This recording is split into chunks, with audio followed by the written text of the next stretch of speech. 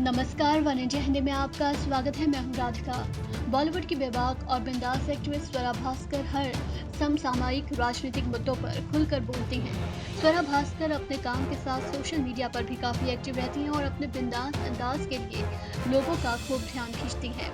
बुधवार को मुंबई में भी स्वरा का यही अंदाज देखने को मिला। ममता बनर्जी ने फिल्मी, राजनीतिक और लेखन से जुड़ी नामी हस्तियों से मुलाकात की, जिसमें स्वरा भास्कर भी शामिल हुई। उन्होंने ममता बनर्जी के साथ वाईबी में आयोजित एक संवाद सत्र के दौरान कई अहम बातें कही। स्वरा ने फिल्मी दुनिया के लोगों पर सरकार के कठोर रवैये पर भी बात की। स्वरा भास्कर ने कहा कि कलाकारों को कहानियां प्रस्तुत करना मुश्किल हो रहा है और आरोप लगाया कि सरकार देशद्रोह कानून और यूएपीए प्रावधानों का अंधाधुंध इस्तेमाल कर रही है। स्वरा भास्कर यूएपीए को लेकर भड़की। स्वरा भास्कर ने कहा कि एक राज्य है जहां यूएपीए और देशद्रोह के चार्ज को भगवान के प्रसाद के रूप में बांटा जा रहा है, जिसके लिए हम प्रार्थना करना नहीं चाहते।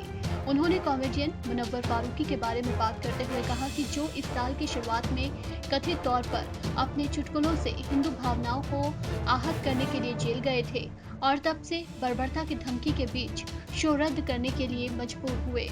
स्वरा ने कहा, ऐसे कई लोग हैं जिन्होंने प्रतिरोध को जीवित रखने के लिए अपनी आजीविका और करियर को जोखिम में डाला है। बाद में ममता ने कहा कि हमारे देश में कानून है और ये सुरक्षा के लिए है, लेकिन अब इन कानून का गलत इस्तेमाल किया जा रहा है। उन्होंने कहा कि टीएमसी के सत्ता में आने पर यूएपीए कानून को खत्म कर दिया जाएगा। ये कानून समाज के लिए सही नहीं है। वहीं ममता स्वरा भास्कर की बातों से भी काफी इम्प्रेस हुई। उन्होंने उनसे सवाल कर लिया कि आप राजनीति में क्यों नहीं आती, आप एक सख्त और मजबूत महिला हैं।